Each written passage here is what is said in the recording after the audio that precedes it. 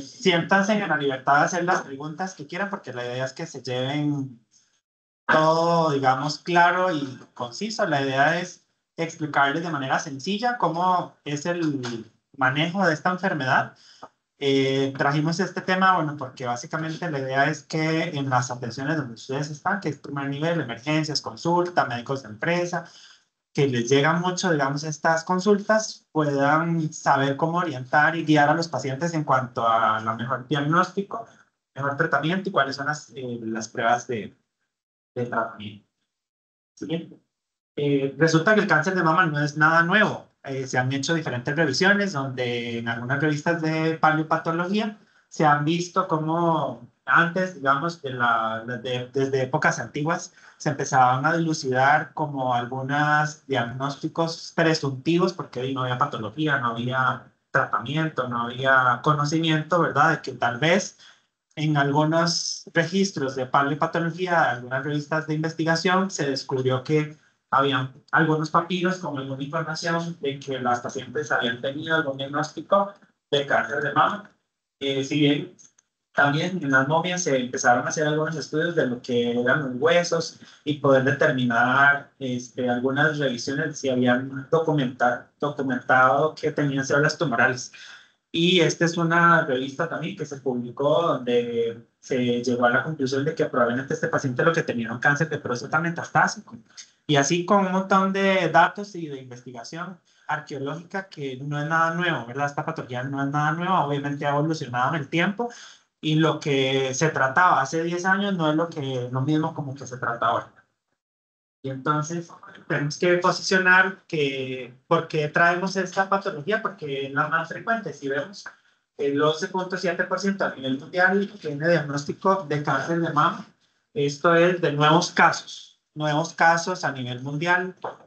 El segundo es el cáncer de pulmón, el tercero el cáncer colorectal y el cuarto cáncer de próstata. Pero esto tenemos que tomar en cuenta porque y Costa Rica no es un país fumador, por así decirlo, ¿verdad? Entonces, esta revisión, aunque es un montón de casos nuevos a nivel mundial, digamos que el pulmón estaría como muy por debajo porque las incidencias de fumado ahora, por la ley de antitabaco y todo esto, no ha permitido que aumente, digamos, las posibilidades de esta patología. Y si nos vamos un poquito a lo que es la parte de incidencia por sexo, obviamente que debe ser una patología de la mujer, aunque en el hombre hay también, vemos que hay una alta incidencia, ¿verdad? Alrededor eh, mucho diagnóstico y también vemos también cómo hay un aumento en esta incidencia, pero que la mortalidad cada vez lo que se ha visto es que se está empezando a disminuir. Entonces no es lo mismo, por ejemplo, tener como cáncer de estómago de alta incidencia, pero vean que también hay una alta mortalidad, ¿verdad? ¿Qué es la diferencia en cáncer de mama? Que si bien hay un montón de diagnósticos, hay menos mortalidad. Y esto es lo que quiero rescatar de esta diapositiva, porque hay varias alternativas terapéuticas en el país. En todas las opciones de tratamiento hay alrededor de entre 15 y 17 medicamentos disponibles para esta enfermedad y la idea es que se pueda usar la mejor estrategia terapéutica para los pacientes. Tenemos un caso clínico porque siempre me gusta que lo podamos discutir y probablemente sea uno de los casos que tengan ustedes en sus consultas. Es una paciente de 64 años, vecina de Curridabat, divorciada, es enfermera pensionada, no practica una religión particular. La paciente no es fumadora, es alérgica a las sulfas, no hace ningún tipo de ejercicio.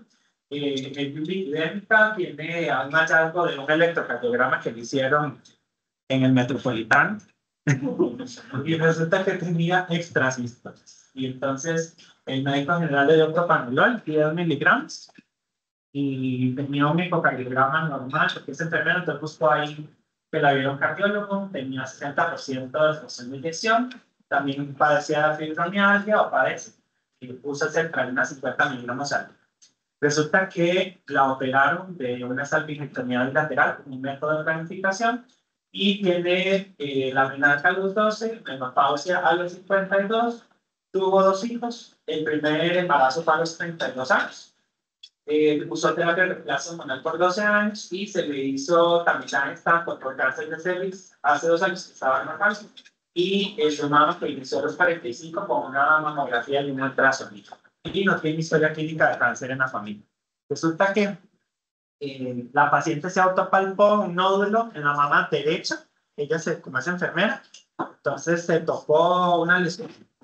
Se recuerda que hace 2 años se había hecho una mamografía, estaba normal. Entonces se toca un nódulo en la mama derecha, un crecimiento en un lapso de 5 meses, ¿verdad?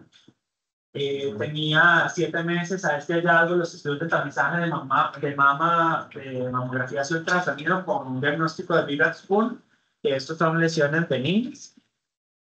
Se le realiza entonces, como se tocó esa masa, un estudio de mamografía que fue reportado sin alteraciones. Se realiza un ultrasonido que demostró 2 lesiones en el cuadrante superior externo de la mama derecha, que decía en el eje 10 37 milímetros y en el eje 12 de 22.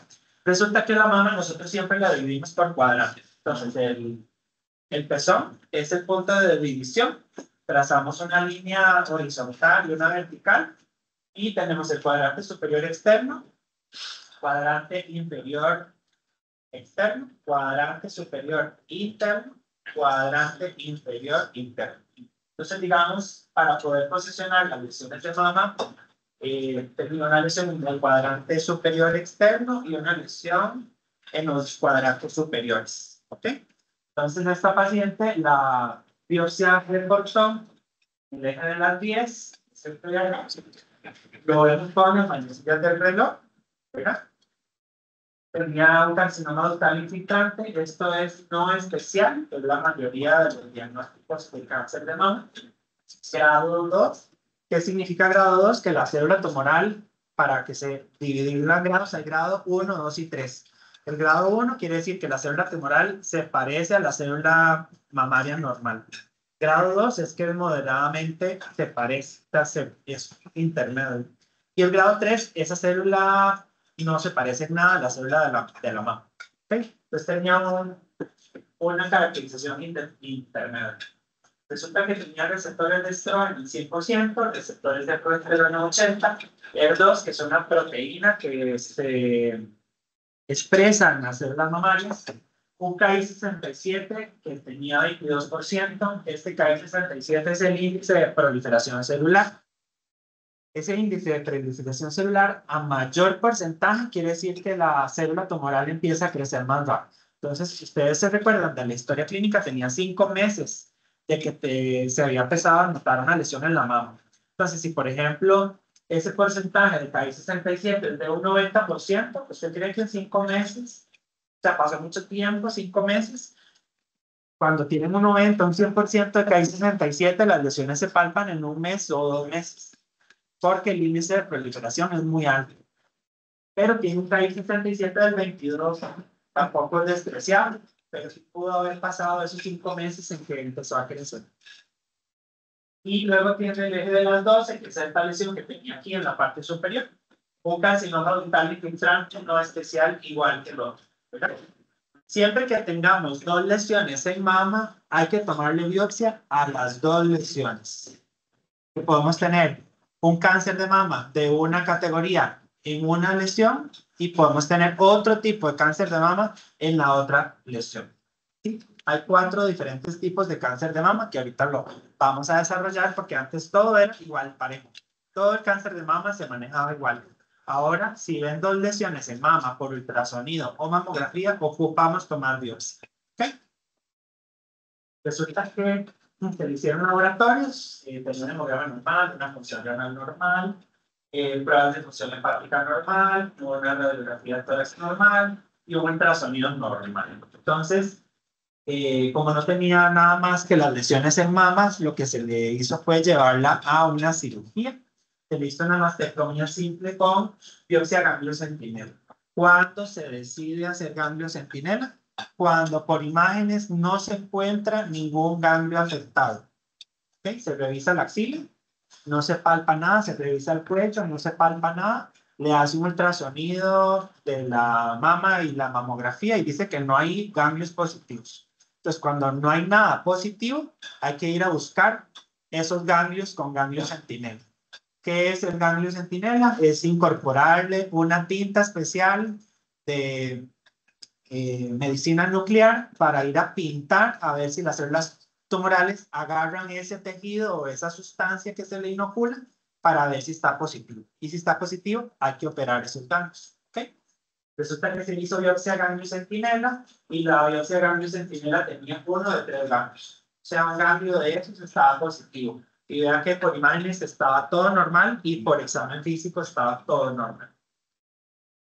Fue referida entonces a Oncología Médica y es valorada a las 4 semanas después de la operación. La paciente expresa el deseo de quitarse la quimioterapia, porque los personal de salud ya se enferman, ¿verdad? Prefieren no exponerse o tratar de evitar lo que se pueda o lo que sea menos lesivo y no poner en riesgo, ¿verdad? Ella quería ver qué pasaba. Nosotros lo clasificamos así como un carcinoma dental infiltrante, luminal B, que ahorita vamos a ver qué es eso luminal B.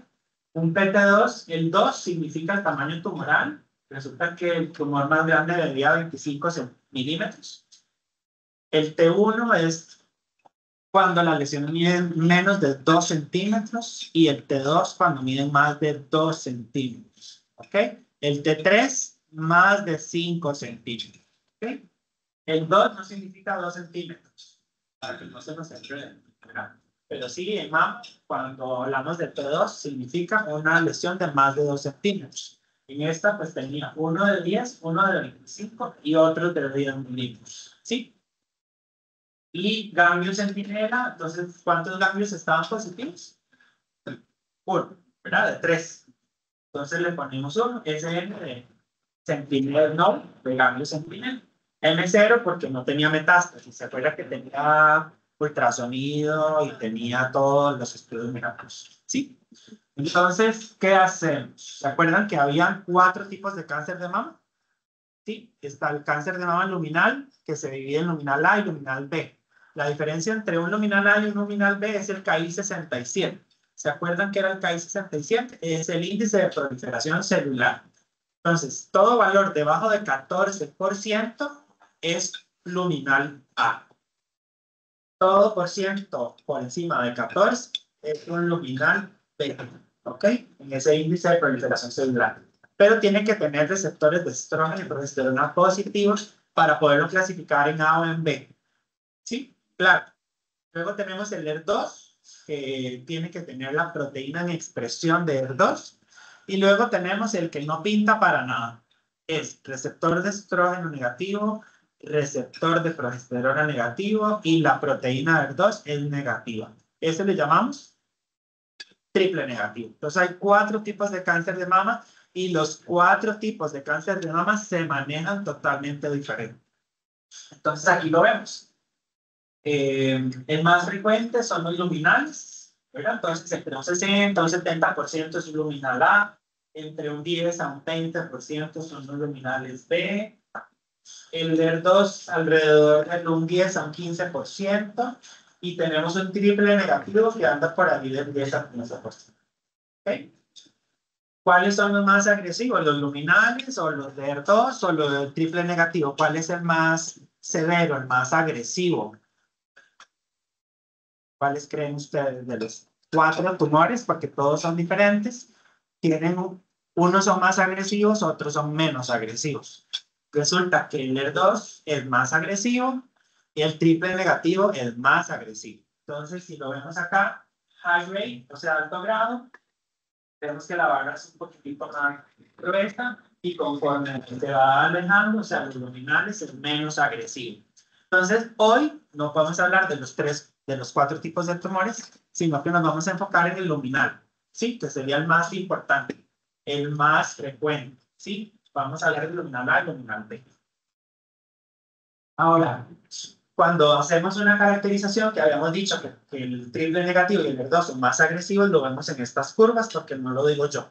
Resulta que el que es de ER2, vean que es el morado, vean que la curva del morado viene para abajo. Entonces, la supervivencia al menor, ¿sí? La naranja, que es los que viven más, es el receptor hormonal, ¿verdad? Estamos hablando de los luminales. pero el HER2 negativo. ¿Sí? Y luego tenemos, si vemos el triple negativo, ¿verdad? El receptor de estrógeno negativo, el receptor de progesterona, el todo negativo, o sea, no es nada, es cero todo, entonces es más agresivo. ¿Qué pasa con esta línea? Todavía más baja, ¿sí? Entonces, no lo digo yo, lo dicen las curvas de supervivencia de estos pacientes. Ahora, sigamos con el caso, porque la paciente tenía varios factores de riesgo para desarrollar cáncer. Y eso es lo que ustedes tienen que averiguar en la historia clínica. Porque en la historia clínica es, ay, sí, es hipertenso, sí, es diabético, es obeso, ¿verdad? Y cuando ustedes hacen los no patológicos, el tema del fumado, el tema de antecedentes familiares, entonces vean, factor de riesgo, mujer, acá, un factor de riesgo. 2, edad 64 años. Conforme aumenta la edad, aumenta el riesgo de posibilidades de cáncer de mama. 3, sobrepeso. Tenía la paciente un índice de masa corporal de 29. Usó terapia de reemplazo hormonal por 12 años. Otro factor de riesgo, vaya sumando. ¿Sí? Y luego el primer embarazo antes de los 35 años y la menarca y la menopausia edades normales. ¿Cuándo hablamos de menarca? Definición de menarca. ¿Qué es menarca? La primera menstruación. Entonces hablamos de menarca temprana y menarca tardía. ¿Cuándo es menarca temprana? Y menopausia tardía.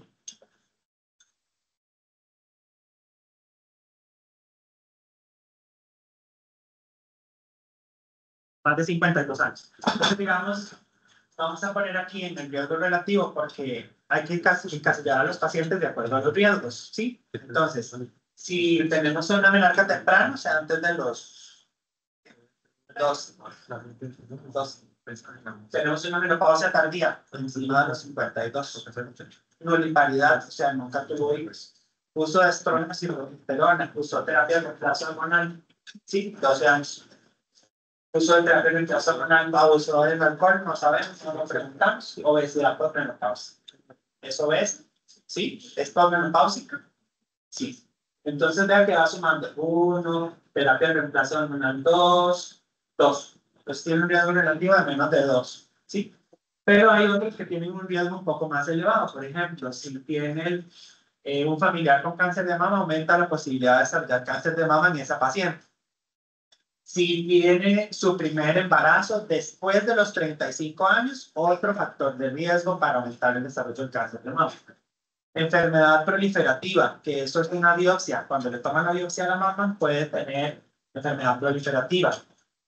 Densidad mamaria, cuando en la mamografía o por ultrasonido, pero principalmente por mamografía, se define que tiene una densidad mamaria elevada.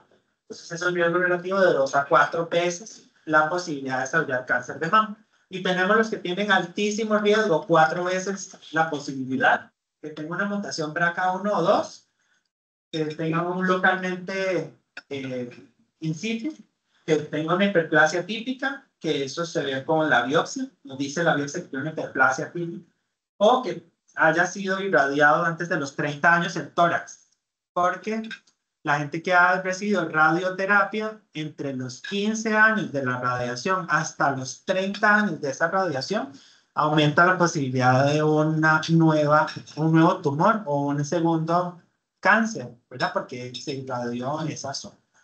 Entonces, esta paciente cae en riesgo relativo menor a 2, ¿cierto? ¿Verdad? Porque no cumple ni el riesgo relativo de 2 a 4, intermedio, ni alto. Entonces, tiene un riesgo relativo bajo. Resulta que el 50% de los diagnósticos de cáncer de mama no sabemos la causa. El 50%.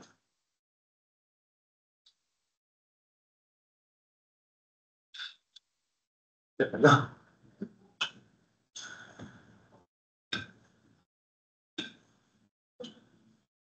Sí, puse aquí en rojo, digamos, porque son los factores de toxina bien, y puse en negro los que no tienen ningún factor, pero si fuera una menarca temprana, menor a 12. Ajá, entonces aumenta la posibilidad. Entonces, la paciente nuestra tiene un riesgo promedio para desarrollar cáncer, ¿sí? Entonces, hay que clasificarlo de acuerdo a estas clasificaciones para saber cuál es el riesgo de nuestra paciente. Ahora, Las pruebas de tamizaje se hacen en el primer nivel, ¿verdad? Entonces, si ustedes están en medicina de empresa, trabajan en un servicio de emergencias, están en una consulta, cuando llega un paciente y está enfrente de ustedes, parte de los tamizajes es si ya se hizo el Papa Nicolau, si ya se hizo la mamografía, si ya se hizo la colonoscopia, las pruebas de tamizaje. Y antes el cáncer de mama era toda paciente por encima de 50 años, hay que hacerle una mamografía y un ultrasonido. ¿Sí? ¿O me equivoco? ¿Sí? ¿50? Ok. Resulta que hace 3 meses cambió, la prueba de tamizaje cambió, y esta es una publicación de abril, 30 de abril del 2024, donde las pruebas de tamizaje bajaron a partir de los 40 años. ¿Cuánto? 40. Y eso no lo digo yo, sino que lo dice todo un estudio de investigación a nivel de Estados Unidos, donde se tamizan un montón de pacientes, alrededor de 12.500 pacientes, para poder determinar y poder bajar esta edad y bajar a los 40 años. Entonces, se recomienda hacerlo, hacer las pruebas de screening o de tamizaje con mamografía para mujeres entre los 40 y los 74 años. Esa es la recomendación al día de hoy. ¿Ok? De hecho, participamos en una revisión en la caja para hacer un cambio en la norma, porque la norma viene desactualizada. Ahora, ¿se acuerdan que la paciente tenía un tamaño tumoral de 25 milímetros? Eso era un T2. Sí, el T2, entonces lo ponemos acá, tenía ganglio positivo porque tenía 3 ganglios y tenía puro positivo. Y los estudios de imagen decían que no tenía nada por ultrasonido por placa, entonces es un M0. M, metástasis, N, de ganglios, T, de tamaño tumoral. Entonces es un T2 N1, ¿sí? Ahora, a todos los pacientes con cáncer hay que hacerles TAC, gamma óseo, ir a buscar la metástasis. Todos hay que hacerlo.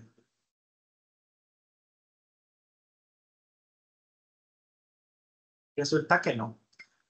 En mama, solo los que tengan tamaños tumorales por encima de 2 centímetros y que con solo tenga un ganglio positivo, hay que ir a buscar la metástasis.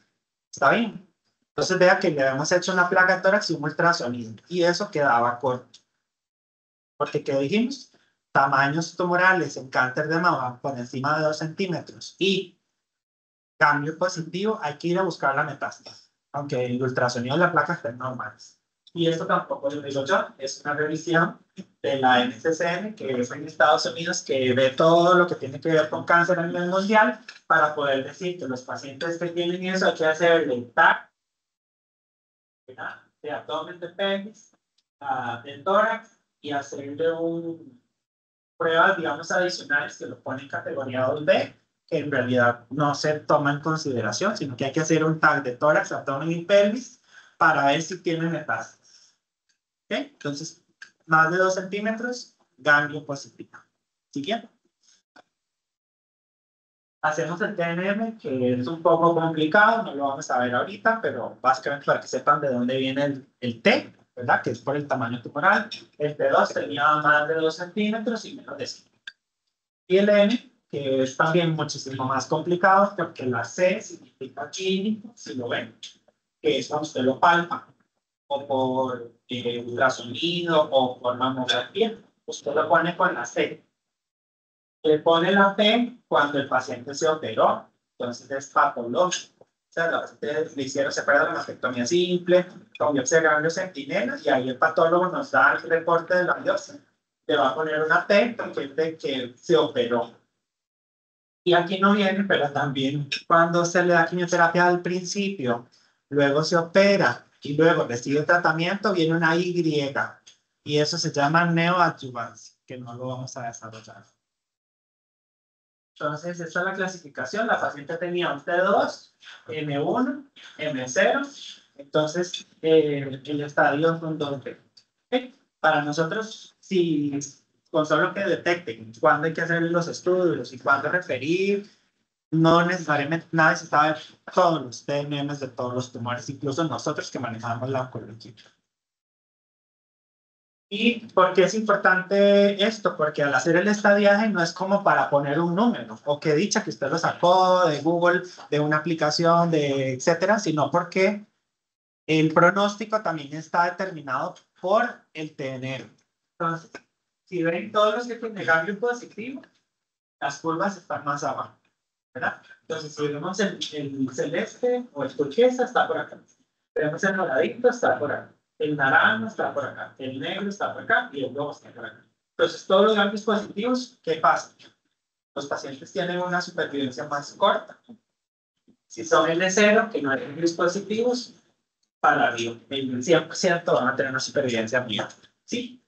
Y conforme va teniendo ganglios positivos, resulta que a mayor tamaño tumoral, va aumentando la posibilidad de tumores de ganglios, perdón, a nivel axilar o en otra zona. Entonces, el tamaño tumoral es importante. A mayor tamaño tumoral, mayor posibilidad de que aumente los ganglios linfáticos. Y aquí también vemos la parte de la expectativa de vida. Mayor cantidad de ganglios, bueno, no es lo mismo tener 4 que 1 o 3. Entonces, los que tienen más de 4, verán que la curva de supervivencia es más corta. A menor ganglios, verán que la curva de supervivencia es un poquito mejor. Entonces, eso es importante porque tenemos que detectarlo lo más rápido posible. Y esto es lo que a nosotros les decimos a los pacientes, que los primeros 2 años es lo más crítico para el seguimiento del cáncer de mama. Porque si ven, los primeros 2 años es donde se dan las primeras opciones de recaída de los tumores. Sí, los primeros 2 años, como así se operó, así recibió la quimio, está con su tratamiento anterior, que le vaya bien, ya todo pasa.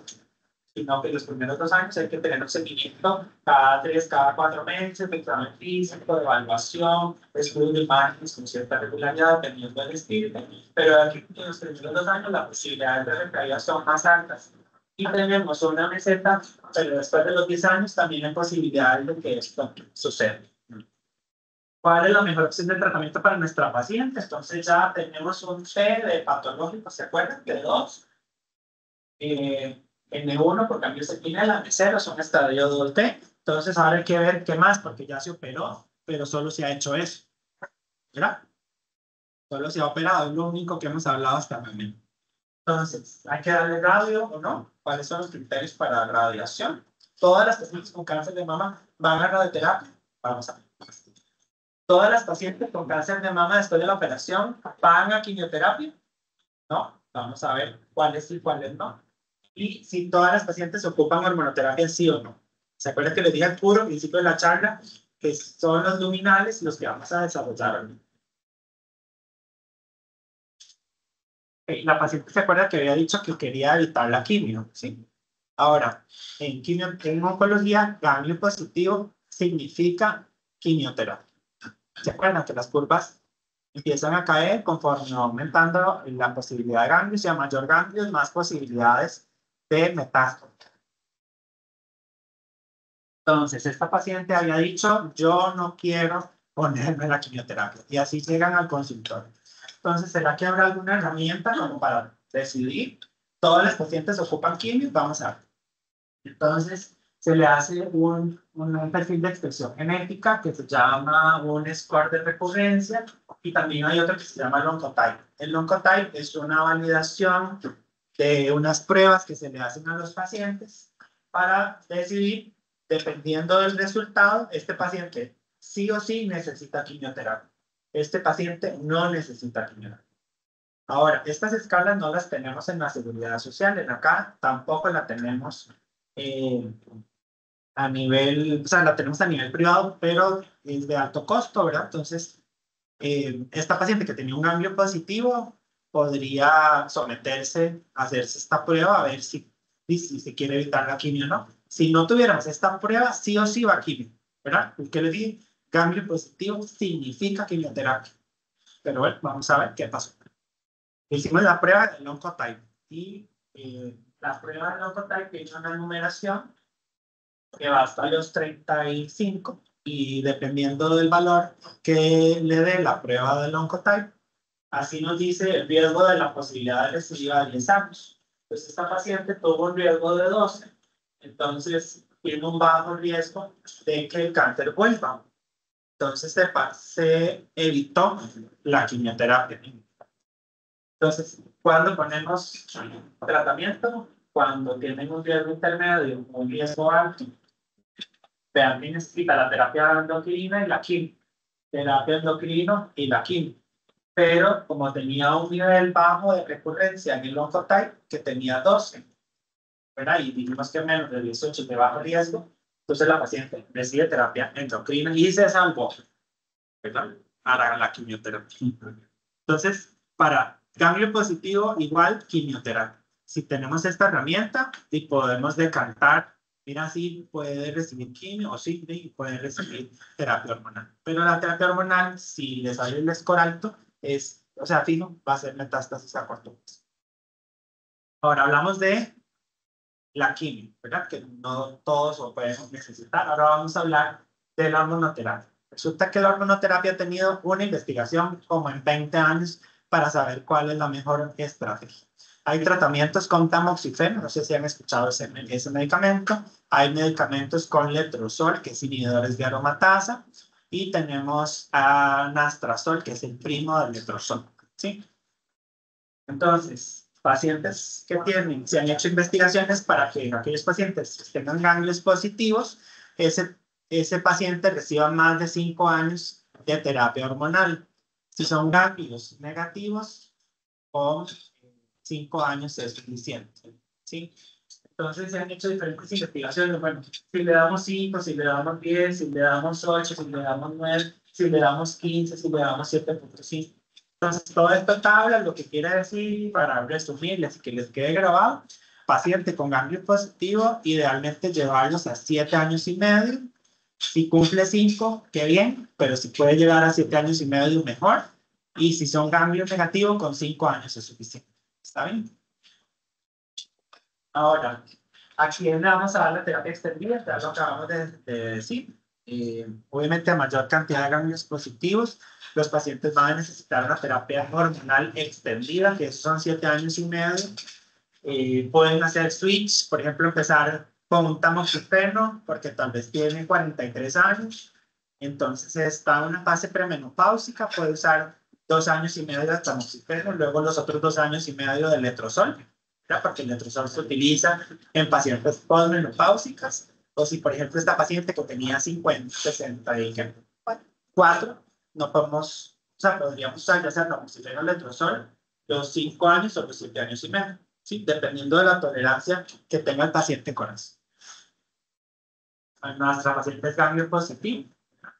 Entonces, sin otro factor de riesgo, tiene indicación para tratamiento de extendida, iniciando con tamoxifeno y haciendo el switch a inhibidores de aromatasa. Ahora, ya hablamos de la quimio, hablamos de la terapia hormonal, hablemos de la radio. ¿Quiénes ocupan radioterapia en cáncer de mama? Toda cirugía conservadora. Ya que esta paciente se le hizo una mastectomía, sí, no se le hizo una mastectomía radical, sí. Las mastectomías radicales se puede evitar el uso de la radiación, ¿sí? Pero hay algunos factores de riesgo, por ejemplo, si es una persona joven y se le hace una mastectomía radical, aunque les dije que las mastectomías radicales se pueden evitar las radiaciones, al ser una persona joven, aumenta la posibilidad de una recaída local, entonces se les recomienda la radioterapia también ahí. Si tuvo ganglios positivos, se le da radioterapia al lecho quirúrgico y a los ganglios linfáticos. Entonces, esto lo que quiere decir es que hay 3 escenarios posteriores a la cirugía conservadora, posteriores a la mastectomía y también para la axila, donde disminuye la posibilidad de recurrir si recibe la radiación. Vea que cada uno de los tratamientos que hemos hablado tiene un objetivo por lo cual se hizo. La cirugía, ¿cuál es el objetivo? Quitar el tumor primario.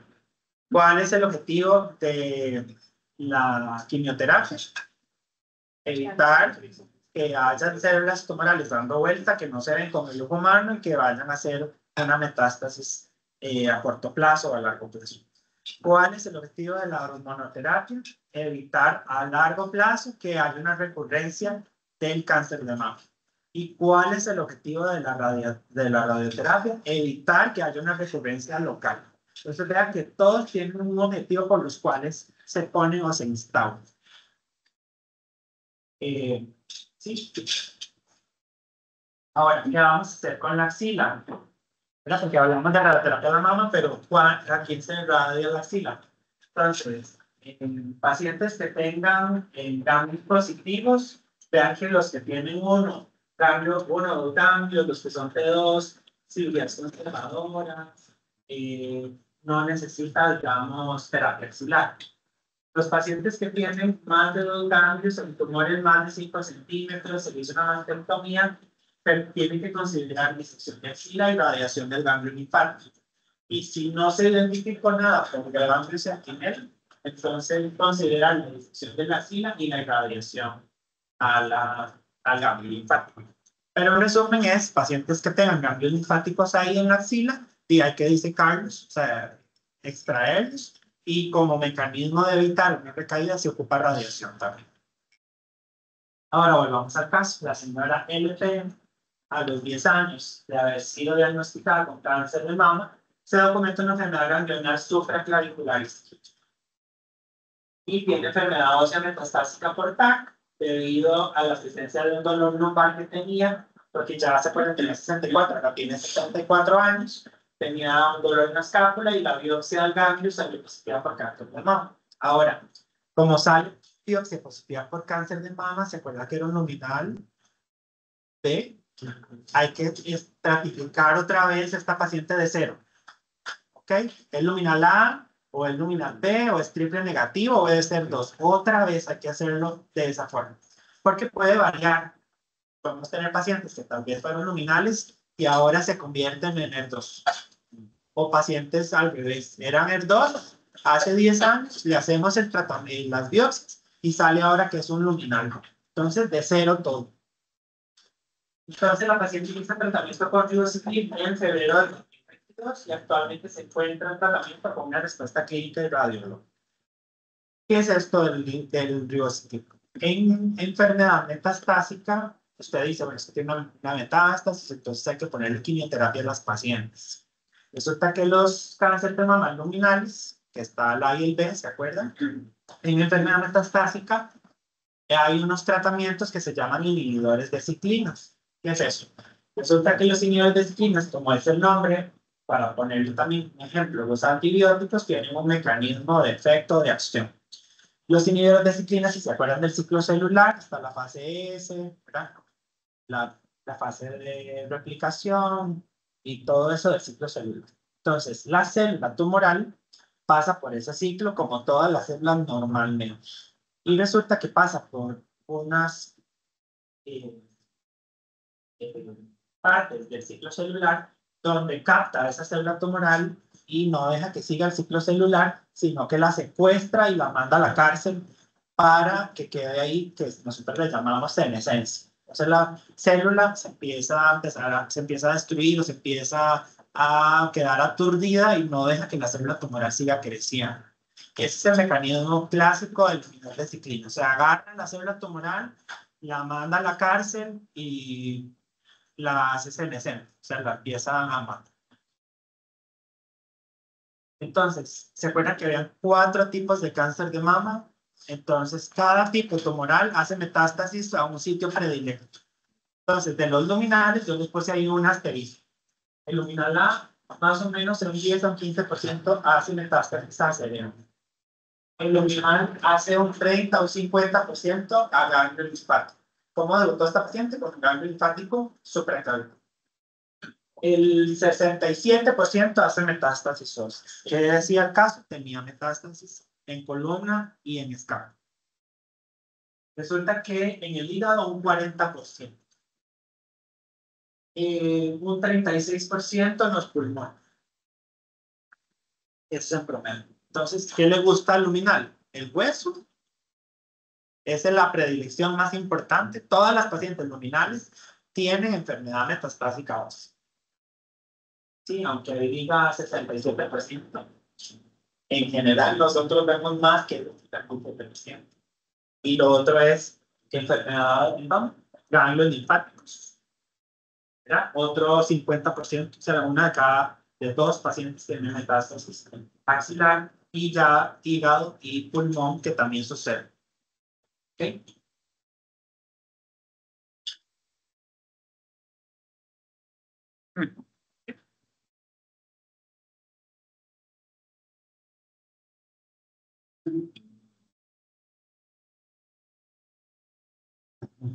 Esto es muy importante porque los ER2 y los triples negativos hacen metástasis a otro lado. Entonces es importante que te averigüe si tiene un cáncer de mama, pero que luminal, el todo tipo negativo, si le llega a emergencias o si le llega a su consulta para saber cómo orientar eso. Entonces tenemos dos escenarios: el paciente que tiene, lo llamamos crisis visceral, o es un paciente franco, así lo vamos clasificando. Si tiene una crisis visceral, eso se define, no hay una definición exacta, real, fidedigna, donde usted se meta, le va a dar definiciones diferentes, pero es que tenga alteraciones en las pruebas del laboratorio que realmente genere una afectación en el paciente. Porque sí, yo puedo tener una afectación en las pruebas de función hepática, pero nada me pasa, o sea, no me duele, no me molesta, no tengo ninguna afectación. O sea, puedo tener AST, ALT en 4 veces el valor normal, pero no tengo nada.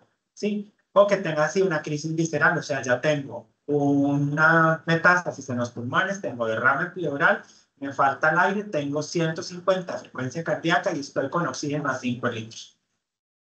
Ya me está afectando el aire, ya no me puedo mover, tengo derrame pleural, tengo metástasis mediastinales, o sea, ya le genera un cambio en su estado funcional. Entonces, ahí se valora si hay alteraciones en el BRCA, dependiendo de la edad.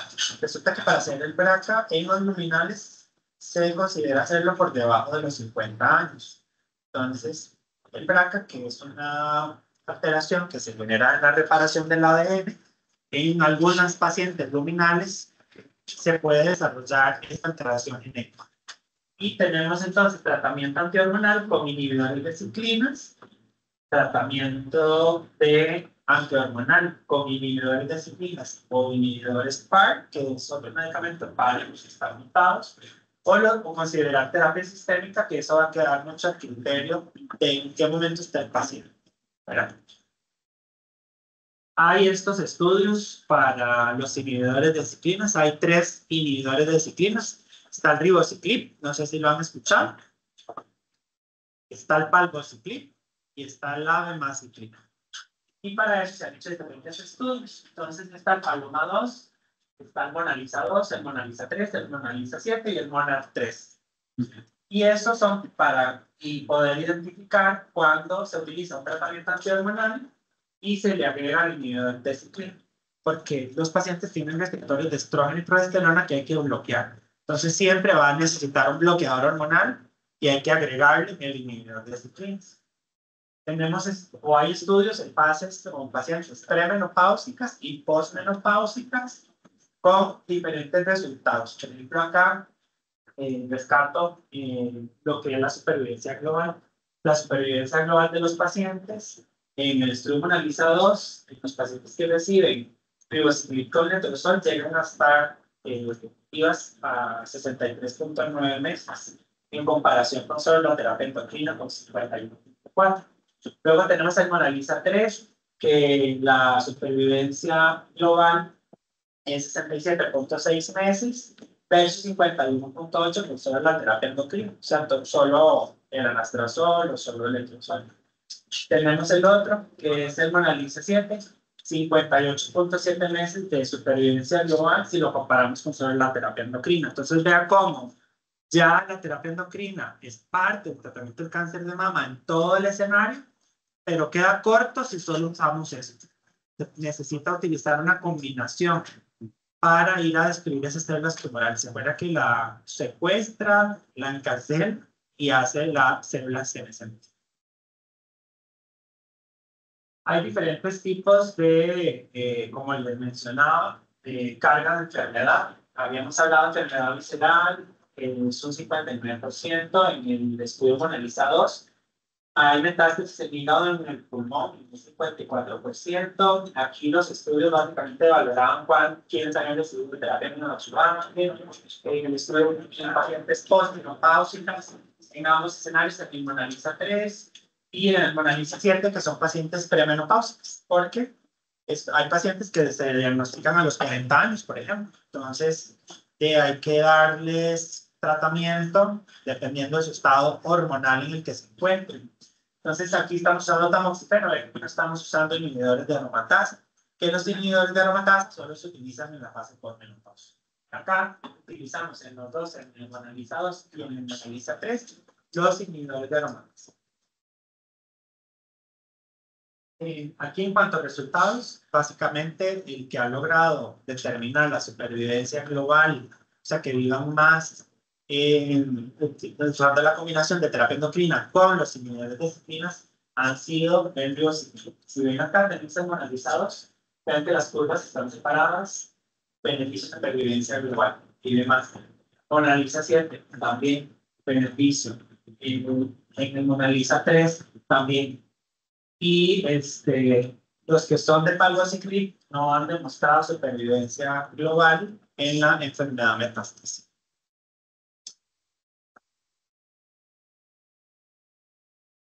Aquí también vemos, dependiendo del estado menopáusico, recordar que habían estudios con ribociclib en fases premenopáusicas y en fases postmenopáusicas. Entonces, no importa el estado menopáusico de la paciente, se beneficia de la terapia combinada de terapia endocrina más lo que es la ciclina.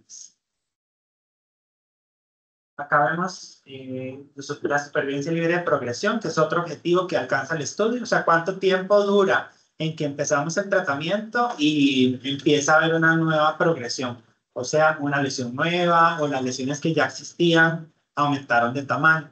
Entonces, en el Mona Lisa 2, pasamos de 16 con la terapia endocrina sola a 25 meses. Cuando se utiliza el Mona Lisa 3, 12.8 meses de supervivencia libre de progresión y aumenta a 20.5 en la terapia combinada.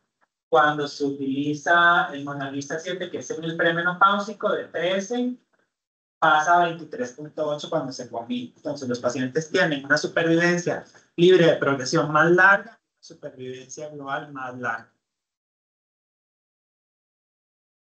Obviamente todo tiene algún evento secundario. Si usted utiliza un antibiótico, le va a dar diarrea, le va a dar gastritis. Si utiliza algo para el dolor, le va a dar gastritis, se puede brotar. Entonces, ¿qué dan estos medicamentos? Lo más importante son las neutropenias.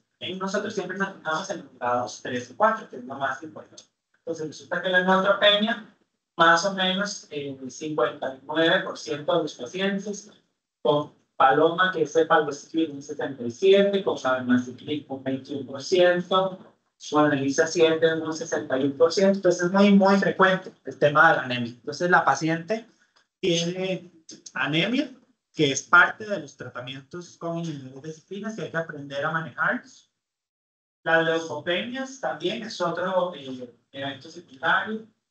La trombocitopenia y las trombosis, ¿verdad? Sin embargo, vean que no hay registros y los porcentajes en realidad son bastante bajos. ¿Sí? Ahora, si tenemos un evento adverso, tenemos que saber cómo lo vamos a manejar. Entonces, si les llega un paciente a la consulta, ya sea en emergencias o en su consulta, que puedan saber cómo manejar. Entonces, si está en la diarrea, podrían tenerlo los 3 inhibidores de ciclinas. El que más da diarrea es el abemaciclib, por eso está depresivo. Entonces hay que dar terapia antidiarreica, loperamida, aquí sí, porque no estamos con quimioterapia, no estamos con otras cosas. Entonces se puede usar terapias antidiarreicas, loperamida. Aumento de la ingesta hídrica, ¿verdad? Para poder hidratar al paciente, notificar al personal de salud que le necesita un medicamento y las modificaciones de las dietas. No usar ahí, no van a ir a Taco Bell, ¿verdad? Comerse el combo 8. Luego tenemos la toxicidad patobiliar. La toxicidad patobiliar es más con el abemaciclib, sin embargo, el ribociclib también podría tener algún evento. Y deberíamos de considerarlo dependiendo del grado. Grado 1, 2 o 3 se hacen los ajustes. Y aquí vienen, digamos, las recomendaciones de cómo hacer los ajustes. La neutropenia, se acuerdan que en todos los inhibidores de ciclinas va a haber algún grado de neutropenia. El más frecuente es abemaciclib, segundo palbociclib, tercero el río. Y también aquí cómo se hacen las readecuaciones dependiendo del grado de la neutropenia. Trombosis venosa, más con el abemaciclib, tomarlo en cuenta y monitorizar lo que es el tromboembolismo pulmonar. ¿Verdad? Si viene con edema, viene con dificultad respiratoria, taquicárdico, le hace un electro, tiene un S1Q3T3, bueno, si usted sabe, otro. Y luego vienen las neumonitis, que son porcentajes sumamente bajos. Hemos tenido casi que nula esa descripción de neumonitis o que el paciente se haya tenido que internar o suspender por una neumonitis asociada a esto. Solo los que tienen grado 3 y 4 se deben de suspender los tratamientos. Entonces, hablamos bastante de la parte de la detección, la mamografía y el ultrasonido a partir de los 40 años. El diagnóstico temprano, ¿verdad? Si hay una masa o hay dos masas por mamografía, hay que tomarle la biopsia de las dos lesiones. Si hay una axila, hay que tomarle biopsia, serían 3, ¿verdad? Las pruebas de tamizaje, ya vimos las edades, hasta los 74 años. Siempre se tiene que trabajar en equipo multidisciplinario. Ustedes saben que se necesita de todo, ¿verdad? Porque se ocupa un radiólogo que le haga el ultrasonido. Se ocupa del mismo radiólogo o de un radiólogo intervencionista que le tome la biopsia. Se ocupa de un patólogo para que le haga el análisis de la biopsia. Ven cómo se va uniendo todo. No se puede trabajar, tome, pase, siga, sino que tiene que trabajarse en equipo multidisciplinario y una vez que se tenga la biopsia, decidir este paciente sí necesita estudio de imagen o no. Ya vimos que ocupa TAC, ¿verdad? Mayor de 2 centímetros o ganglio positivo y las terapias dependiendo del estadio del paciente. Y si diagnosticamos tempranamente, ¿verdad? Ustedes dentro de sus planes de trabajo, en la empresa, en emergencias, en la consulta, debemos de educar siempre a las pacientes, que se haga autoexamen de mamas, que se revise frente al espejo, que se haga autopalpación, que se revise que no haya cambios de coloración, piel de naranja, secreción por el pezón, algún cambio estructural, ¿verdad? Que acuda inmediatamente para que se hagan las pruebas. Y esto va a mejorar la calidad de vida y la supervivencia de los pacientes. Ya vimos que la terapia endocrina no es suficiente. Se necesita un inhibidor de ciclinas en la enfermedad metastásica para que los pacientes tengan mejoría en la calidad de vida, vivan mejor y haya menos posibilidades de progresar. Y los tratamientos oportunos, ¿verdad? Mientras más temprano siempre, mejor. No sé si tienen alguna pregunta. Duda. ¿Cuál es la presentación del medicamento, el Bilaciclib, que son tabletas? Pregunta. ¿En esta mesa? Habría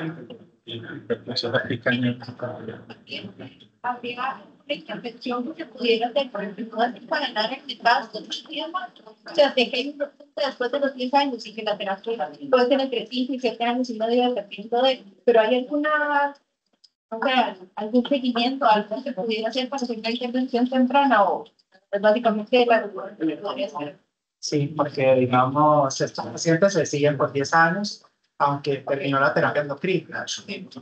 Pues digamos, terminó a los 7 años y medio, uno le da el seguimiento hasta los 10 años y le da de alto, ¿verdad?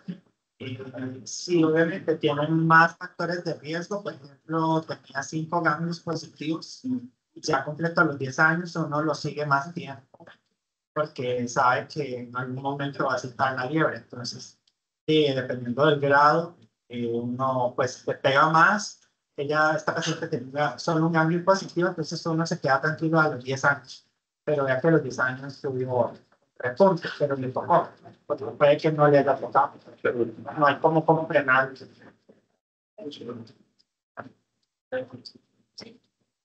Ahora se cambió la edad, ¿verdad? Comenzar con los capitanes. Anteriormente teníamos que si problemas familiares en el primer grado, a veces tenemos antes, pero en qué edad se dejó ahora.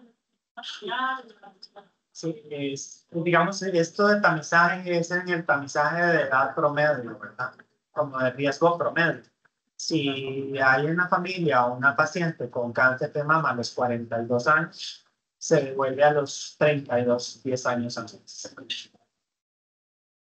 Toda paciente con cáncer de mama debajo de los 50 hay que tamizarla para pruebas genéticas, para ver si tienen alguna mutación. Y eso obviamente le va a convenir hacer las pruebas de tamizaje más temprano. O sea, eso es que la mamografía antes de los 40 no tiene ninguna utilidad, sino que es un ultrasonido. Y si es muy joven, no es resonancia magnética. Y eso no lo hablamos porque hablamos del riesgo promedio.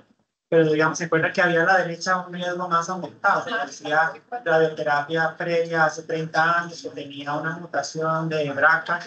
Eso hace que las pruebas de tamizaje no se hagan con una mamografía de ultrasonido, sino que se tengan que hacer con una resonancia. Y en el caso de los pacientes de riesgo interno de los actual, todavía hay un tamizaje que pudiéramos hacer previo a los 40. Esperar.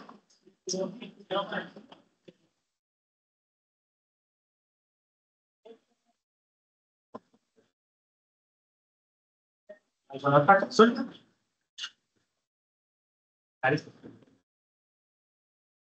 En el caso en los que vimos que vienen hormonales, pero los que tienen una carga genética importante, los que habían hecho sería hacer estudios genéticos a los familiares de esa mujer. Si tiene una carga genética positiva, lo que se hace es mandarlo a una consulta que se llama consejería genética.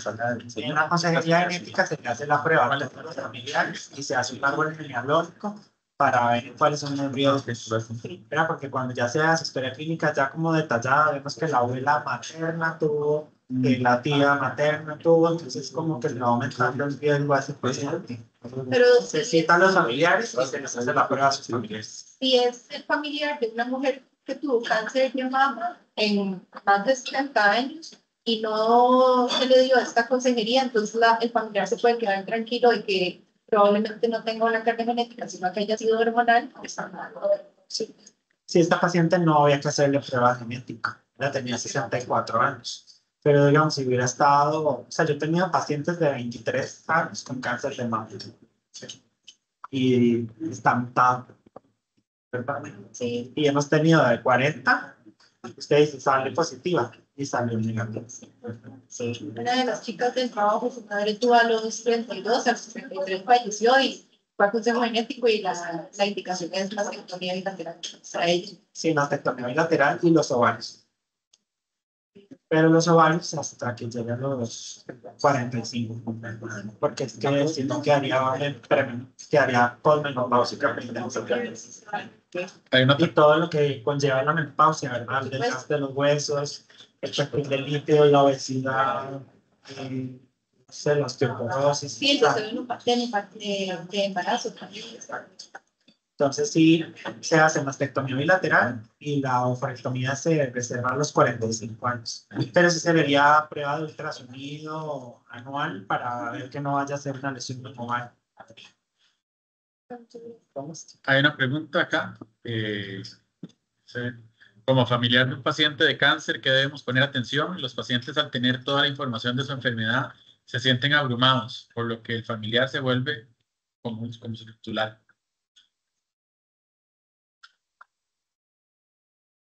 Sí, bueno, es una pregunta general, ¿verdad? Pero si una persona es diagnosticada con cáncer de mama, hay que revisar, bueno, la edad en que se diagnostica.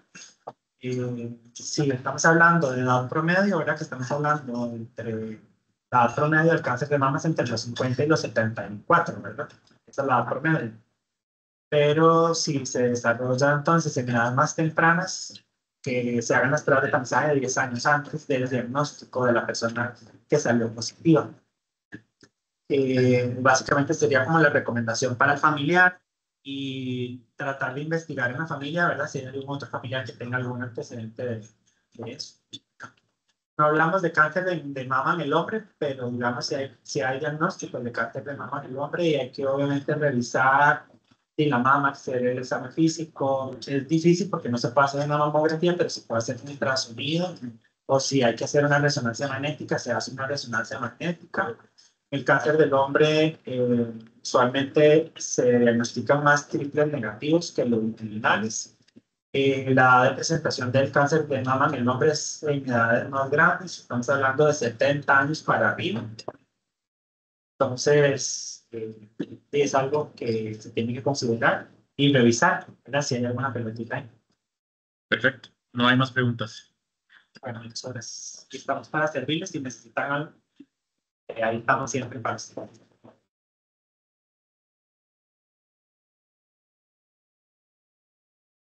Gracias.